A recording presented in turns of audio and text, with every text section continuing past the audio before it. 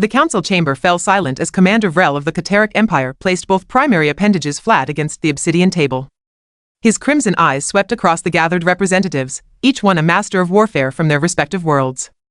They had come here, to the neutral station orbiting the frozen moon of Kes 9, for one purpose.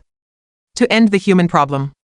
Gentlemen, ladies, and honored varied-gendered colleagues, Vrel began, his voice carrying the weight of 1,000 military campaigns. We have exhausted conventional options. The humans have repelled 14 invasion attempts, turned back our fleets, and somehow, impossibly, made us look foolish in the process. A murmur of uncomfortable agreement rippled through the chamber. Vrel continued, which is why I have contracted the services of someone special. The finest killer in 7 galaxies. A creature so deadly that merely speaking its name has been known to cause premature molting in Shrexian warriors. The doors hissed open. Nothing entered. At least, nothing visible. Oh, for the love of, muttered Ambassador Quark from the Plurixian delegation. Is this the part where we pretend to be impressed by empty doorways? The Phantom Walker has arrived, Vrel announced, gesturing to the apparently vacant space near the entrance. A shimmer, barely perceptible, moved through the room. The temperature dropped 3 degrees. Several delegates instinctively reached for weapons they were not permitted to bring. I have reviewed the target, a voice emanated from nowhere and everywhere simultaneously. It sounded like whined through a graveyard, if graveyards could be disappointed in you. This human diplomat, Marcus Webb. He arrives tomorrow with his delegation. The assassination will occur during the treaty signing. Clean. Efficient. Invisible. Excellent, Vrel said, his mandibles clicking with satisfaction. The humans send their best diplomat to negotiate peace, and instead, they will witness his demise. It will break their spirit. Show them they are vulnerable. What Vrel did not know, what none of them knew, was that Marcus Webb's cargo manifest included one critical, undeclared item. His 3-year-old daughter, Lily. 26 hours later, Marcus Webb stepped off the transport shuttle with all the enthusiasm of someone walking into a tax audit. He was tall for a human, with graying hair and the kind of face that suggested he had seen too many budget meetings. Behind him came his security detail, his assistant, and a small human child wearing light-up shoes that squeaked with every step. Mr. Webb, Vrel said, extending his primary appendage in the human gesture of greeting. Welcome to Kes 9 Station. We are honored to host these negotiations. Commander, Marcus replied, shaking the offered appendage with professional courtesy. Thank you for the invitation. I hope we can reach an understanding that benefits both our peoples. Vrel's eyes flickered down to the tiny human currently attempting to hide behind her father's leg while simultaneously peering out at him with enormous brown eyes. And this is? Vrel asked, his voice climbing half an octave. My daughter, Lily, Marcus said, with the tone of someone who had already argued this point extensively with his superiors and lost. Childcare arrangements fell through at the last minute. I apologize for the irregularity. Irregularity was putting it mildly. Bringing a juvenile to a diplomatic negotiation was unprecedented. Bringing one to a station where an invisible assassin currently lurked was, from a statistical standpoint, problematic. The Phantom Walker, perched unseen on a ventilation shaft near the ceiling, recalculated. The contract specified Marcus Webb. No one had mentioned offspring.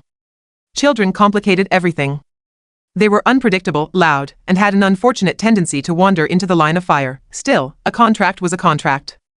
The Phantom Walker was a professional. The delegation proceeded through security, which Lily found fascinating. She pressed her nose against the scanner glass, fogging it with her breath, while the guards pretended this was completely normal and not at all adorable. One guard, a grizzled Taurasian veteran named Breck, actually smiled. This was concerning, as Tauraxians typically only smiled when contemplating violence. Pretty lights, Lily announced to everyone and no one in particular. Yes, sweetie, Marcus said, guiding her away from the scanner. Very pretty. Now come along. Daddy has boring grown-up work to do. Will there be snacks? Lily asked, which was apparently the most important question. We have arranged a comprehensive refreshment selection, Vrel assured them, which earned him a suspicious look from Marcus and an immediate brightening from Lily. The conference room was impressive in the way that rooms designed to intimidate typically are. High ceilings, dramatic lighting, a table that could comfortably seat 40 beings, and enough technological displays to make a starship bridge jealous. Lily was not impressed. She was, however, very interested in the spinning chairs. Lily, sit still, Marcus instructed, placing her in a chair beside his own while delegates filed in. She immediately began rotating in slow circles, her shoes squeaking rhythmically. The Phantom Walker materialized, still cloaked, on the upper gallery. From here, a clear shot. Simple enough. Wait for the signing ceremony, eliminate the target, vanish before anyone could even scream. Standard procedure, except the child stopped spinning. Her head tilted up. Directly toward the Phantom Walker's position, impossible. The cloak was perfect. Photon bending technology combined with psionic dampeners and thermal masking. Nothing could detect it. Certainly not a human juvenile whose primary concerns appeared to be snacks and chair rotation. Lily pointed upward. Daddy, there is a scary man up there. The room went silent. Marcus followed his daughter's finger, saw nothing but empty gallery space, and sighed. Sweetie, there is nobody up there. Please do not point at empty air during important meetings. But there is, Lily insisted with the absolute conviction of a toddler who knows they are correct. He is all sparkly and weird looking. The Phantom Walker did not move. Could not move. In 300 assassination contracts across dozens of worlds, this had never happened. Children could not see through the cloak. It was scientifically impossible. Vrel cleared his throat. Perhaps the child needs rest? The journey from Earth is quite long, and human younglings are prone to imagination, yes? She does have quite the active imagination, Marcus agreed, though his hand had, perhaps unconsciously, moved closer to the concealed weapon Vrel's security team had absolutely noticed but politely pretended not to see.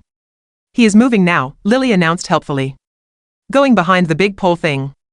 The Phantom Walker had indeed shifted position, specifically to test a theory. The child tracked the movement perfectly. This was unprecedented. This was impossible. This was extremely inconvenient. Vrel's mandibles clicked nervously. This was not part of the plan. The plan did not include human children pointing out invisible assassins like they were playing a particularly morbid game of hide and seek. Commander, Marcus said, his voice taking on a harder edge. Is there something you would like to tell me about the security arrangements for this meeting?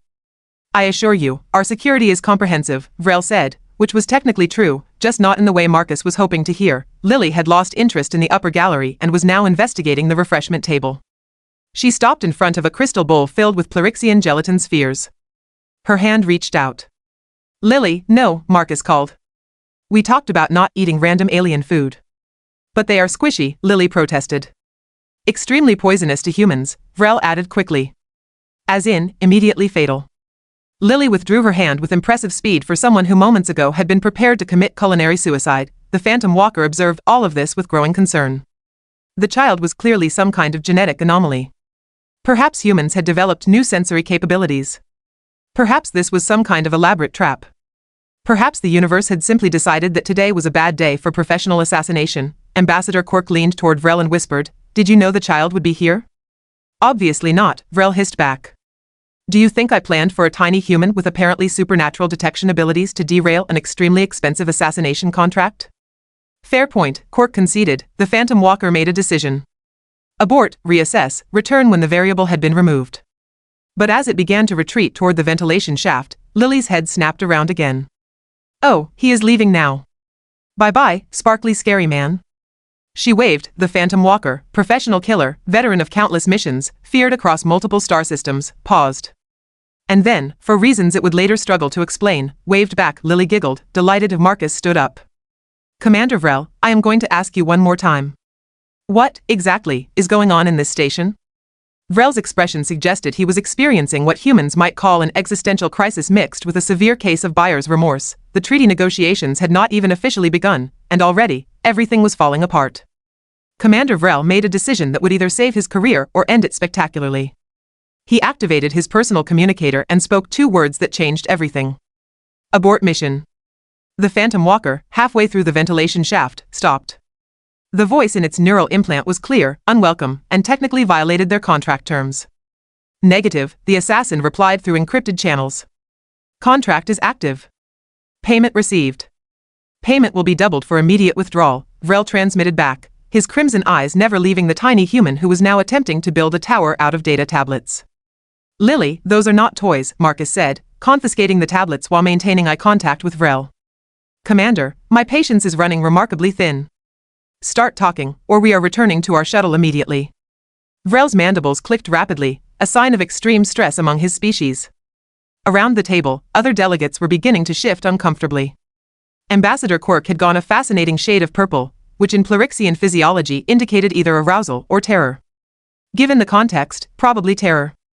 There may have been a security concern, Vrel began carefully. May have been, Marcus repeated, his voice flat. Is, technically. Present tense. Currently ongoing. The sparkly man. Lily chimed in helpfully, pointing upward again. He is back. Hi again, sparkly man. Every delegate in the room looked up simultaneously. Still, they saw nothing. This did not comfort anyone. Marcus placed one hand protectively on his daughter's shoulder.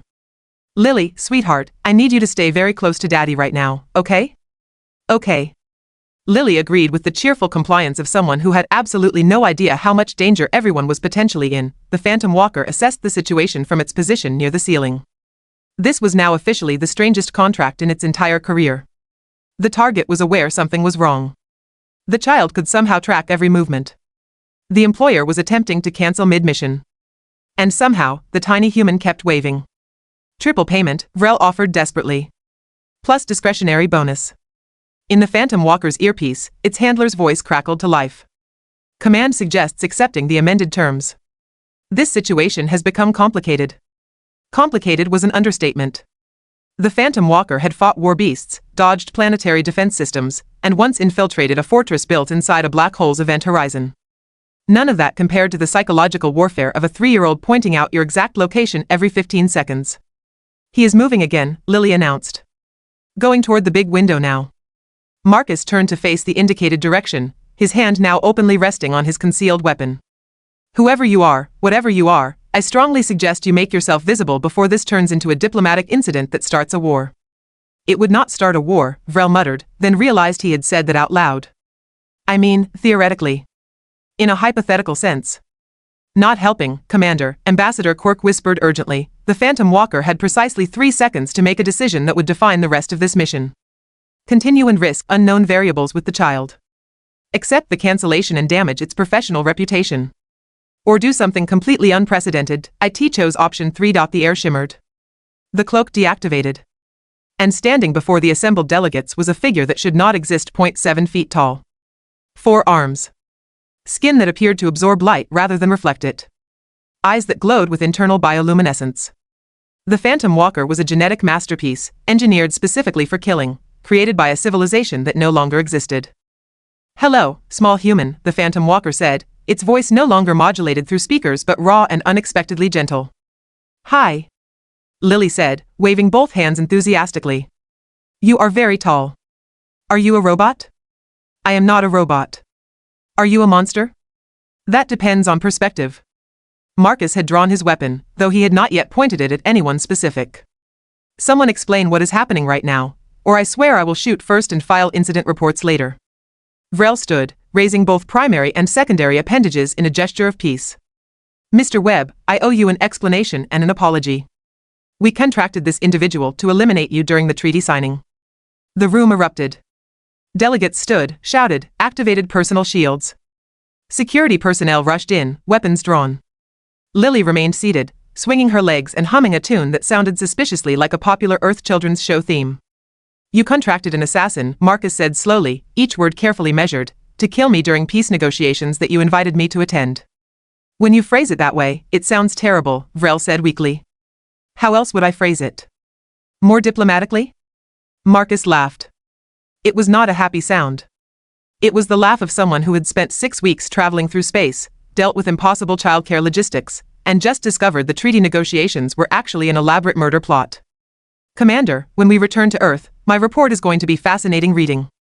The Phantom Walker remained motionless, watching the chaos unfold. In its left primary hand, it still held the weapon meant for Marcus Webb. In its right primary hand, something else entirely. A small, folded piece of paper.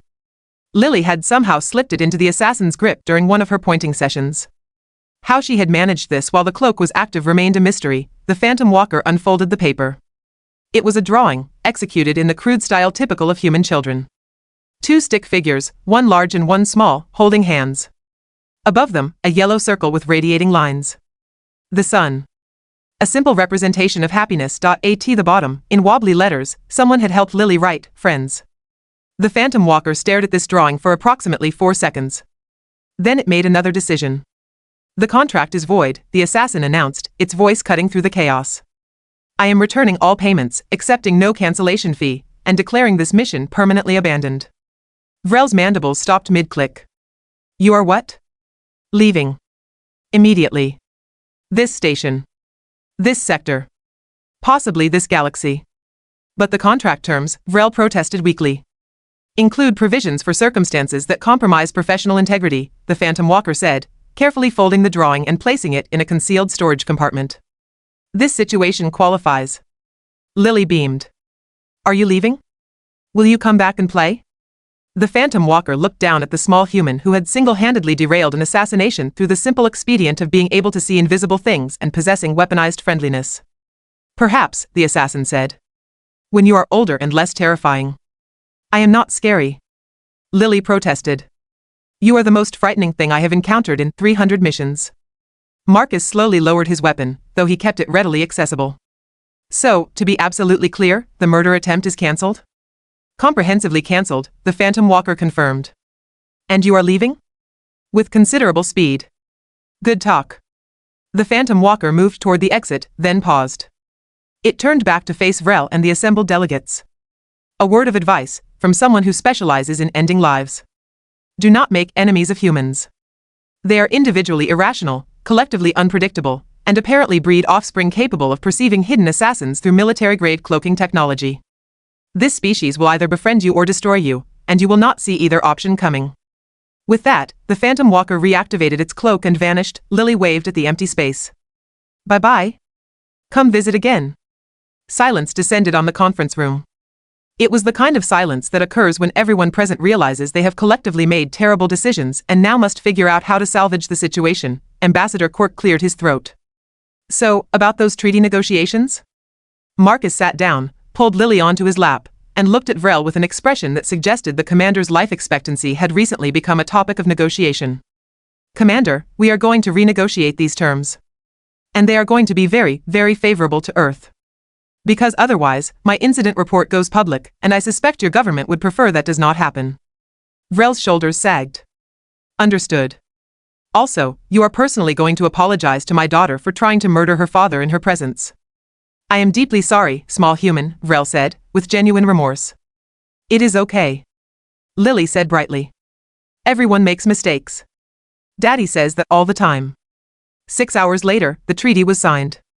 Earth received favorable trading terms, resource access, and a mutual defense pact. The Cataric Empire received a strongly worded promise not to publish the details of the failed assassination attempt. As Marcus and Lily prepared to depart, Vrel approached them one final time. Mr. Webb, I must ask. Your daughter. How did she see through military-grade cloaking technology? Marcus looked at Lily, who was once again making her shoes squeak in rhythmic patterns. Commander, I have 3 theories. 1. Humans have developed latent psychic abilities. 2. Children perceive reality differently than adults and can see things we cannot. 3. She was just guessing and got incredibly lucky. Which do you believe? Does it matter? You tried to kill me and failed because of a toddler with light-up shoes. That is going into historical records regardless of the explanation. Vrel nodded slowly. Fair assessment. As their shuttle departed Kes 9 station, Lily pressed her face against the viewport, watching the stars streak past. Daddy, can we come back and visit the sparkly man? Probably not, sweetie. Ah. He was nice. Marcus smiled despite himself. He was an assassin, Lily. But he waved back.